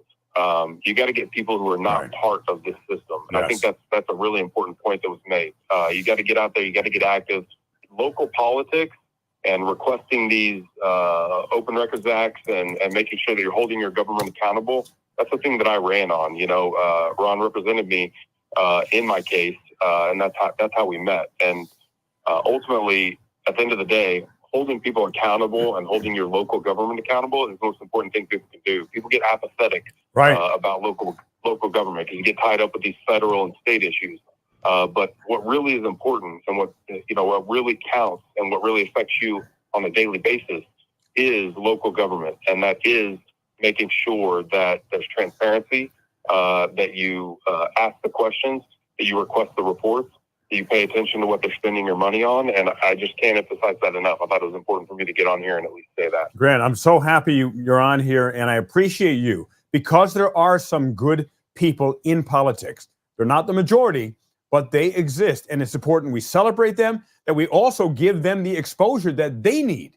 Well, Leroy, let's take this a little longer. So I was representing Councilor Miller, who's the District 5 City Councilor for the City of Tulsa. I was representing him when that interaction with the bailiff at the courthouse occurred. We were walking out of a hearing on one of his hearings when the other reporters were doing an interview with opposing counsel. Normally, I'm the one doing the interviews, but it wasn't the case. We were inside talking strategy. And I want to say that, Counselor Miller has been persecuted for being associated with me. He passed the bar exam, and the Oklahoma Bar Association is not letting him become a member because of his political speech. I just read that decision a little while ago. It is the corruption, the liberalism, the control of speech. It has taken a whole other level in the state of Oklahoma. And Counselor Miller, who's not, he doesn't have the privilege of being in the bar yet. So they just told him, you can't be a part of it. They're trying to take my license. They won't let him be part of the club because they don't agree with his political speech. And in one of the findings, they say, we don't make this decision on the basis of anything they said about his political speech, except for they were talking about his political speech about the Gilchrist Museum funding, about improve our Tulsa package, and whether we should have this and a whole bunch of other stuff, all political in nature. And they're just lambasting him for that. And Grant and I don't always see eye to eye, but we see eye to eye on corruption, and he is now experiencing it and has lost hundreds of thousands, if not millions of dollars of economic opportunity because of the Oklahoma Bar Association. And I hope he destroys them. Wow. And I want to see if he's here. I think we lost him temporarily, but just to finish up, we had another caller. Well, one thing I wanted to point out, he's talking, and I agree with him. The local level is where it's got to start. But what do you do when you go in to try and seek redress and they're dragging people out of commission meetings, arresting them? What do you do when they're arresting council members on the dais because they don't want to hear what they have to say? I saw that video. What we have to do at some point, look, I've said this before, and I really respect all of the auditors that are out there that have been fighting this fight. And I didn't realize the community was as close as it is, and that so many are connected. So that's amazing to see. One of the things that I want to contribute, at least from my fight, is I want to contribute the legal experience and knowledge that I have of bringing these things together. Additionally, I think that we can bring together a collective plan on how to fight some of this stuff, and we can take these regional and local problems, and we can approach them from a national attack perspective by nationalizing local issues and getting a collective group on it. And by bringing attention to it through a national platform, I think we can effectuate change by making others afraid of us coming and putting attention on what they're doing. And I think everybody that's doing this is doing that already. I think we can do it better by, commingling our resources. And look, I'm frivolous with money. I don't have a ton, but every bit of money I have, I like spending it. Again, I believe in experiences, and right. I go to Disney World over putting the money in the bank with my kids. And we've already put together a big film production side of things, and we're going to be utilizing our equipment and sharing our equipment and sharing our production resources with other auditors and people, so we can really sort of bring this to the next level. That's what my hope is. But do you not agree, though, that it looks like these people are just getting more brazen these days? Liberty, just a minute. Finish this thought up. Then I want some more callers, so I want to keep these answers shorter. Oh, right. Go ahead, Leroy. Get another caller. I'll talk forever if you don't just interrupt. All right, Liberty, did you you want to finish that thought? Yeah, I just said, would you not agree, though, that it does look, as recently, like they're just getting more brazen? Yes. They just really don't seem to care anymore at all. They're not trying to hide anything. Well, because here's the thing. Even if they get in trouble, they control their own fate internally. Look, it's the thin blue line. It's not a joke. And I'm sorry. I hear people say all the time, well, there's some good officers out there. Well, you know what? The day I stop seeing good officers covering up for bad officers, I'll give you that. But if you've got a department with 1,000 officers and you've got 17 that are corrupt and the others know about it and are doing nothing about it, how many corrupt officers do you have at that agency? 1,000. It's not 17, it's 1,000. And that's the problem that we have. And it's that thin blue line. It's the lack of transparency and accountability. And so what we need to do is simple. Every police report that doesn't involve a minor or a sensitive victim, and we can come up with lists on this stuff, all body cam footage, all things like that should be immediately publicly accessible the minute it's downloaded. Why are government records? Why do I need to go ask for a document? Why can't you put them available for me to go? You're databasing the stuff anyway. All of it should be put in publicly accessible. If we had all police body cam, when it was downloaded, it became available for the public to consume and review officer conduct, we would have far fewer bad officers because they can't be on their best behavior all the time and people are going to watch. All right, yeah. Let's go to another call. We got to pause there. So I want to keep this. We're going to go about 7 more minutes, everyone, till about 9:30 Eastern, 6:30 Pacific. So we'll keep the answers short. And caller, you've been on hold for a while. What's your name? Where are you calling from? And what would you like to say? Welcome to Leroy Truth Investigations Live.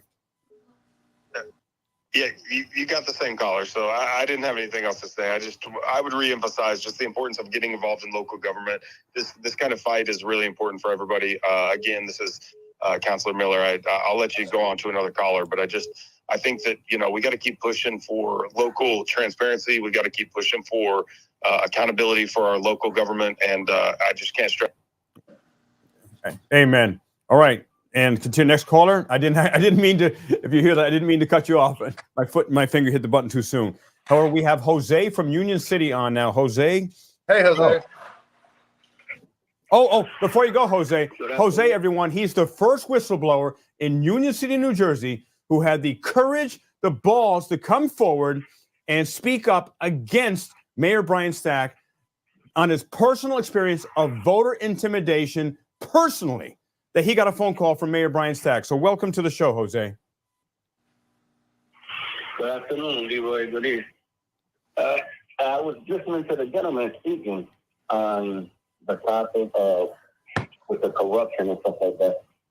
Leroy, you've been here and you experienced some of the corruption and some of the issues that went on. This is an issue that's been going on for about 13 years with me. That I've been fighting this issue, and you have came in and blew a couple of topics off and responded to a couple of issues. But the fight is that the people will not respond and will not stand up due to the fact that the mayor has basically the whole Hudson County under his belt. And he does what he wants, when he wants, how he wants. So let me give you a suggestion on that. Where you might be able to look at something. Again, I don't know the laws in every state, but there was a big movement as a populist idea and a populist movement in a lot of states, which gave the citizens the ability to do a couple of things. Initiative, referendum, recall was some of those things. But additionally, there was a big movement in the 60s, 70s, and 80s was the ability for citizens to collect signatures and petition for a convening of a grand jury to look into criminal allegations that the public brings against public officials. So one of the things I would suggest you do is go look at whether or not y'all have that option up there and whether you can collect signatures to convene a grand jury. For example, in Oklahoma, we can collect those signatures. I can get a grand jury by collecting 5,000 signatures in Tulsa County and Oklahoma County, which is the most signatures that we have to get. So we can, one of the things we're going to be working towards with all of this stuff, we're going to convene a grand jury. So again, one of the things to look at is what ways can citizens take people and hold them responsible? It's hard to get a whole group of citizens together to do something, but if you can give them a common purpose where they can be driven towards something and see a result. We used that in Tulsa to get rid of a very entrenched county sheriff that was here forever. They finally got him indicted and they got him out on a misdemeanor dereliction of duty charge. One misdemeanor charge that the grand jury came up with, and no more Stanley Glanz. So always be looking at creative ways to turn the tide and see if there's some laws that might favor you.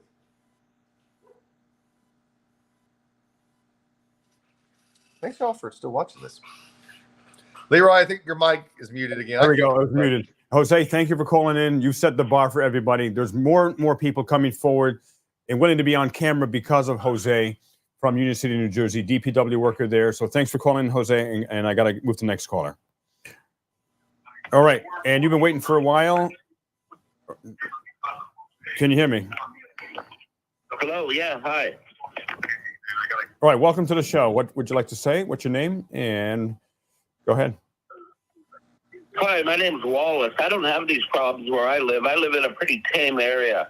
But I've seen a whole hell of a lot. I've been sick in the hospital for a while. Spent a lot of time watching this. Man, I've seen a lot of shit in my life. I went down and played with the Sandinistas in 1980. This shit's worse. These people are right next door. Color of law. Yep. All that bullshit. I'm just happy you let these guys talk, man, and I will be joining your ranks with my thick bank account. Thank you. I appreciate that so much. Thank you so much. Thanks for fighting. And look, he references the Sandinistas down in South America who were fighting down there. By the way, you can get into the whole fact that the government was funding the Sandinistas and all of that stuff. Our government is so corrupt. If you actually start digging into that, you realize that we were selling crack out in the streets of LA to fund the money necessary to buy guns to send to the Iranians, then send stuff to the Contras. We're a screwed up country sometimes. Crazy. Now we have time for one more caller. And by the way, if you would like to do a super thanks, super chat, help support the mission. And all right, hold on. We may go. You know what? We may even go a little bit longer because we still have people calling in. So go ahead. What's your name and where you calling from? And what would you like to say? And you got to turn your phone off. Turn your phone or your computer off. You hear an echo here. Make sure it's off. What's better than one Leroy? Two Leroys. Is that better? No, you got to turn your volume off. Turn the volume off, ma'am, on the on your phone. I left a message. Okay. Am I on here? Yes, ma'am. You're on live. You're on. Go ahead. You are. You know what? I'm gonna have to let you go. You got your volume on. Email me at LeroyTruth247@gmail.com. Okay. So make sure if you're calling in, everybody, that you turn your volume down or turn the video off. Otherwise, it'll be an echo and we won't be able to talk with you. Okay, I got another call coming in here. Welcome. You're live on the Leroy Truth Investigation Show with Ron Durbin. Go. Hi, Leroy Truth. It's Thomas Azada. Hey, hello. I wanted to tell you guys how corrupt Hudson County is, Leroy. God bless you, and I thank you guys so much for doing what you're doing, and this helps me out so much to get the word out. I'm trying to help you guys out and be a part of you guys. They just got me down and out for now. But I promise you that when I get this resolved, I'm going to be a part of you guys too. I want to expose these people, Leroy. Excellent. Well, thank you, Thomas, for calling in. And yeah, Thomas, remember, one of the things that you can always do is even if you can't be out there, people have medical conditions, all kinds of issues. You can help share the story, share the word. You can get on there and help in so many ways from home as well. So take action sitting there while you're watching this. Yeah, absolutely, Leroy. I agree with you. But what I'm trying to do is right now I'm trying to get you to get me on the air so I can just expose this and say my story page by page with my briefs and all my evidence, so that people can actually see what is going on. Because you can see it clearly what they're doing to me, Leroy. And this is really so important here in Hudson County. Not even the public defender's office is doing their jobs. The public defender's office tried to set me up.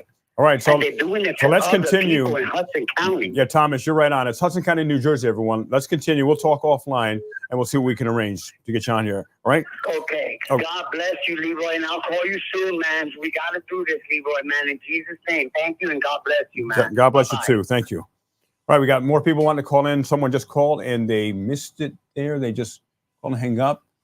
And let's see. All right. Wow, we've been going live for an hour and 40 minutes. Yeah, so we're gonna go. Well, maybe another 5 minutes or so. That's okay.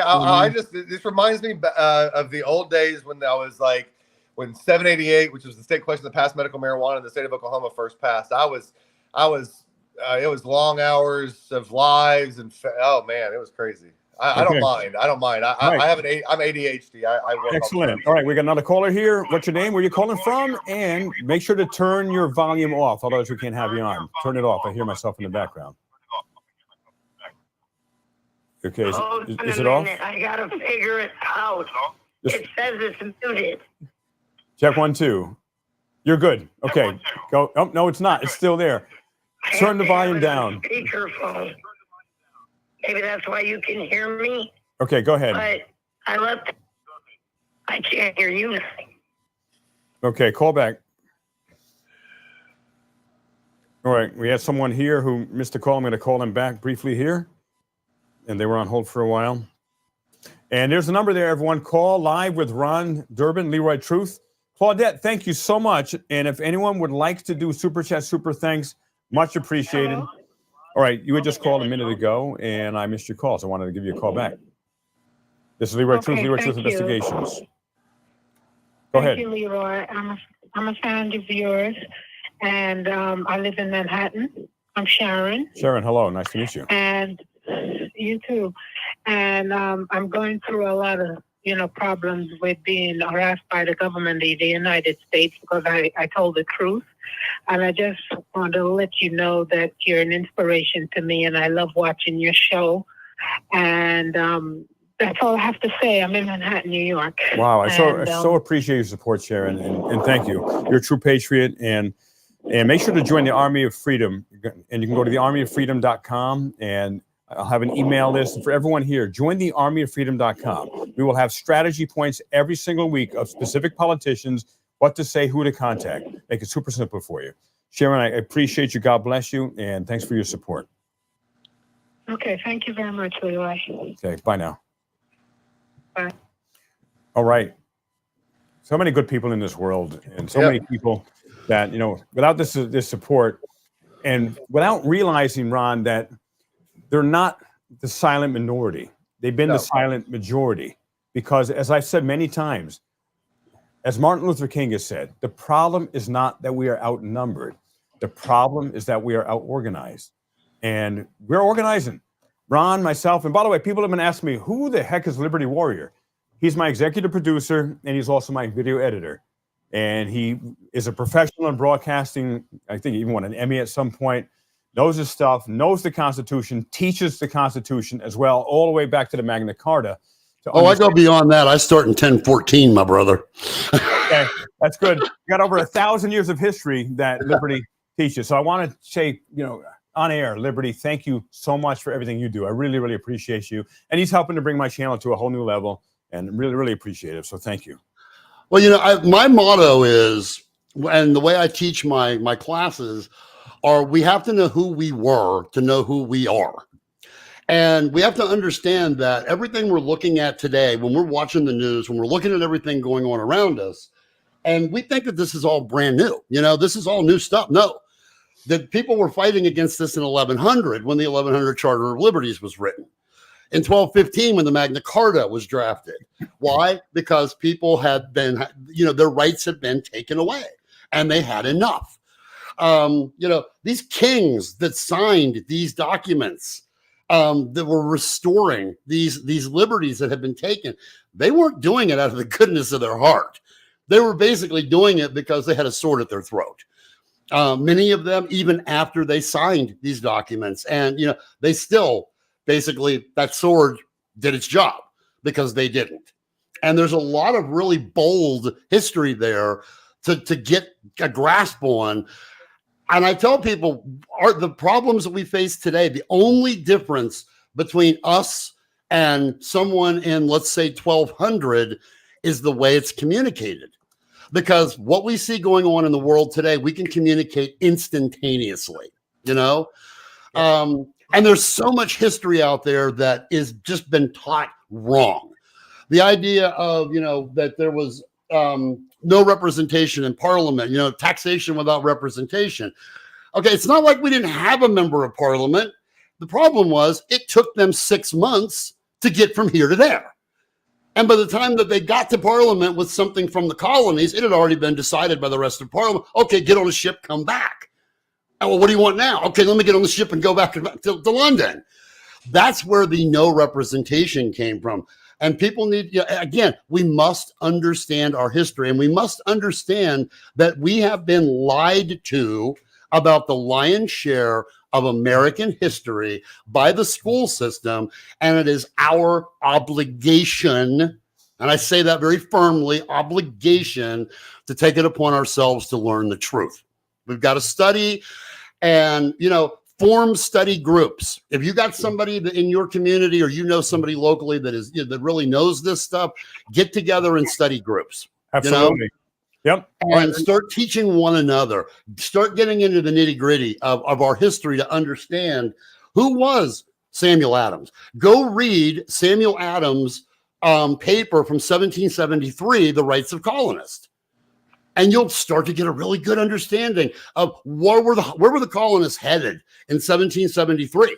Why did Samuel Adams write this paper in 1773? Right, let's get going. We only have a few more minutes. Thank you. You got so much info. And make sure we're going to be launching 76 University. It's big. It will, with minimal, it'll be a small investment per month, give you access to all kinds of wisdom from Liberty Warrior, ideally from Ron Durbin as well. And we're creating a whole network, together that's going to help give you resources, we the people resources, to make sure we're taking our government back. So we got just a couple more callers here for tonight. And go ahead. What's your name? Where are you calling from? And what would you like to share? Am I on? You're on. You're live with Leroy Truth Investigations and Ron Durbin. Great. Yeah, I was in Tulsa one day standing on the sidewalk, and I was open carrying my firearm, and they wouldn't let me continue to walk down the street, and they arrested me for trespass on the sidewalk there because they had an event going on, and they took both of my guns off of me, and then they turned one of them over to the ATF, and the ATF at first said it was a short barrel rifle because it had one of the braces on it. But now that rule has been nullified, they refuse to give my gun back, and the ATF just keeps playing games with me. And when did this happen? When were you detained?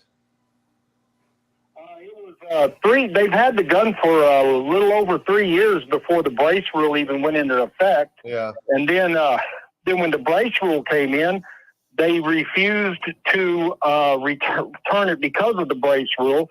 They tried to charge me with the possession of a short barrel rifle, but the prosecutor up there refused to take the charges.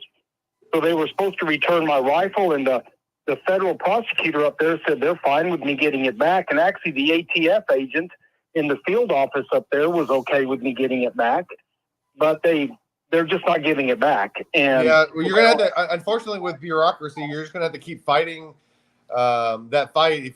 Certainly holler at me. Quite frankly, one of the things I would recommend that you do, and people need to realize this, use your state representative, use your state senator, call them. And the fact that it was taken in Oklahoma, you can really utilize that, because in Oklahoma, we have what's called constitutional carry. You have the legal right to both open and concealed carry a firearm in the state, as long as you don't carry it into a bar, a church, or some other place that have restricted signs. So what you were doing was completely legal behavior. Open carry is allowed in Oklahoma.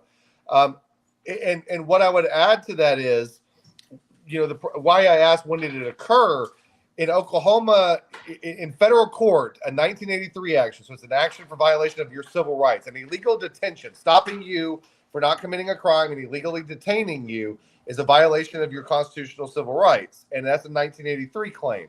Under a 1983 claim, the statute of limitations is the statute for negligence in that state. Oklahoma, it's 2 years.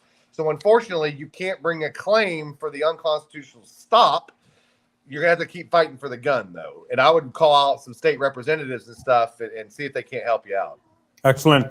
The state reps can't because it's a federal issue. Also, I was going to let you know if you they still can. They still can. They have connections. I promise you. I talk to them all the time in Oklahoma. They have connections. They can. You'd be amazed at what a state representative can do that wants to be helpful. They can do a lot of things. And there's something my grandmother used to tell me about making an assumption, and it was not a phrase I can say on YouTube. Also, have you ever tried to care? Hey, I've got to end this now because we're running against time. But I thank you for calling. You can always email Ron directly. What's your email, Ron? Durbin@tfgligal.com is the easiest way. All right, and Lori, I want to thank Lori Van Hoosier for being an awesome moderator. Thank you so much. And give that email one more time. And Lori, if you could put that in the chat as well. Durbin@tfgligal.com. Yeah, there we go. Okay. And remember, I'm an Oklahoma attorney. I will help you the best I can. I can't practice in all these other states. Right. If Oklahoma gets its way, I might not be able to practice here for much longer, but we'll see. Nope. And as we're wrapping up today, I want to do a super chat. Thanks, Miss Constitutional Rights, brand new member. Welcome to the Leroy Truth Investigations Army of Freedom. Steve Flack, $10 super chat. Thank you, Claudette. We have $1.99. Thank you so much. It all helps. And Paisley, super sticker, $2. Howie Hood is a new member. Howie's become active recently. Great to know you, Howie. And Steve Wallace became a YouTube member. Thank you so much for your support. And what is your channel again? Just I want to make sure everyone joins Ron's channel. He's Triangle Productions. Triangle Productions. Look it up on YouTube. And it's got the little triangle, and it says with Ron. And again, we're changing the name and stuff. Again, I wasn't planning on doing this this hardcore, but I'm in love with it. So they screwed up. Yeah. Yep. Absolutely. And one last thing before we go, ladies and gentlemen, a couple last things is they created us. The system created us, but there are people. It's not the system isn't some Borg thing somewhere.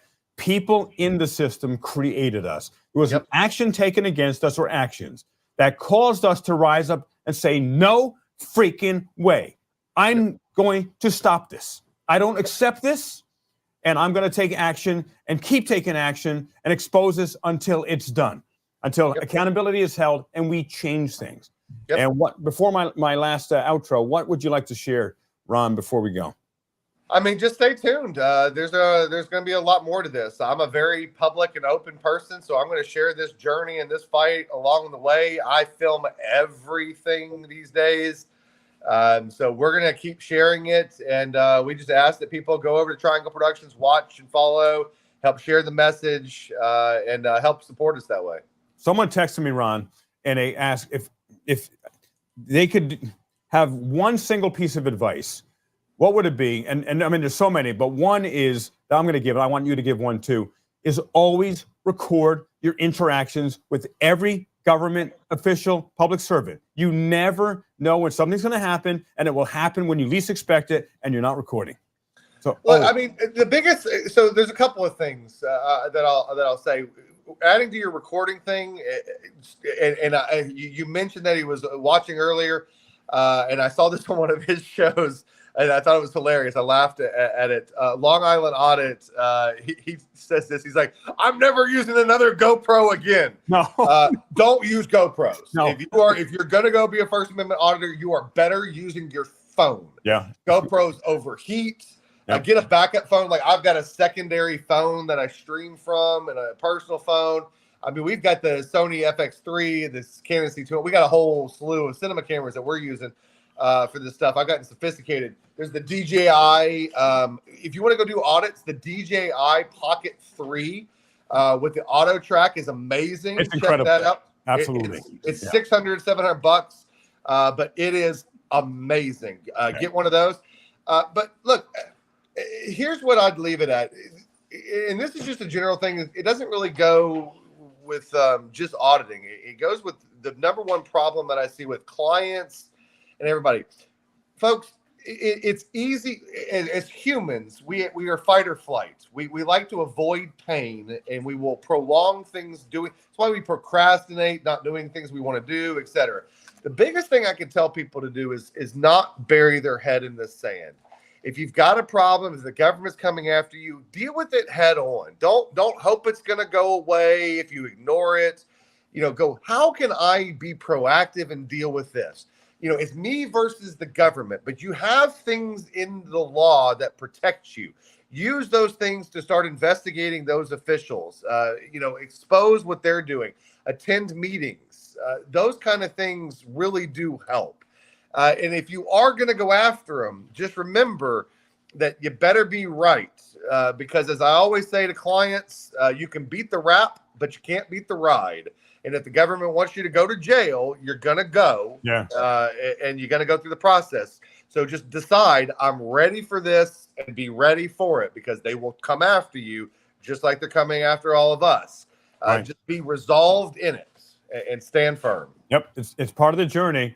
And this is important advice to Mayor Brian P. Stack of Union City, New Jersey, and all of your butt buddies, Justin Mercado and Alex Velasquez and Chief Butt Boy Pacini.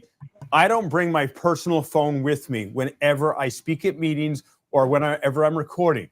So stop trying to take my phone and stop robbing me of it and assaulting me. I don't. And how many videos do you see of auditors where they take the video? So that's the other thing to do is, if you are going to be recording and stuff, do make sure that you have a way to access your phone remotely, that it auto syncs to the cloud. Because if they do take your phone, at least it will go ahead and auto sync the video. You can go to the background and get it. For our cameras now, we use the DJI transmission system, so we're going to be broadcasting out to the recording studio in the van, all of our broadcasts from now on. So that way, we're capturing that stuff straight off the cinema cameras, because they're corrupt and they will do what they can. So be prepared for the corruption. Don't be don't catch yourself unaware. Absolutely, and you can live stream on video, even if you don't have a big channel. Just get a YouTube channel, just live stream. Live stream it, exactly. And even if you don't have no audience, you're saving. You have a backup. The police, mayors, they can't delete the evidence. So with that, I want to thank Ron profoundly. This was a wonderful show, probably my best show so far. Well, thank you, Leroy. And my pleasure. I appreciate your audience. Stay tuned for my video I'm dropping of the Justin Mercado assault, attack, and robbery against me, caught on security cameras. That was Brian Stack, the mayor, allegedly tried to have deleted before I got a hold of them. I got him, baby. Justin Mercado, you're going down, buddy, politically. Mayor Stack, you're going down. I've seen the video. It's good, y'all. You're not going to want to miss it. I've seen the video. Oh, yeah. And Ron's seen it. And by the way, Mayor Stack, just before we go, I'm going to give you 60 seconds. You can call in right now to my show. And Liberty Warrior, put my number on there just in case. You can call into my show right now and tender your resignation with at least a little shred of dignity. You can do that right now, Mayor Stack. I will accept on the people's behalf your resignation. And I won't stop my investigation, but at least the people will not have to put up with you. And you could sleep a little easier, because I know you see my face every day. Everywhere you go, when you close your eyes, there's Leroy Truth. When you look at signs, oh, Leroy Truth put a sign on the same block where you freaking live, which you allegedly had someone steal less than 24 hours after I put it up. But I've got an investigation on that as well. So I appreciate Jeff. Thank you. And everyone, and Lenny and Jackoff and Sydney. I appreciate Scalzo Photo if you're listening. He's done so much in the background, video editing, great ideas, so many things. And I also appreciate Liberty Warrior, everything you do as editor and executive producer. Please like this video if you haven't. Please subscribe to my channel. Please subscribe to Ron's channel. God bless you all, because as I said, alone we fall, united we stand, because the problem is not that we have been outnumbered, but the problem is that we have been unorganized until now. Ron is organizing, I'm organizing, Long Island Audit is organizing, Eli, the list goes on. Thank you. God bless you all, and see you next time. All right, everybody. Thank you, Leroy. Thanks, everybody. I am Leroy Truth. After a while.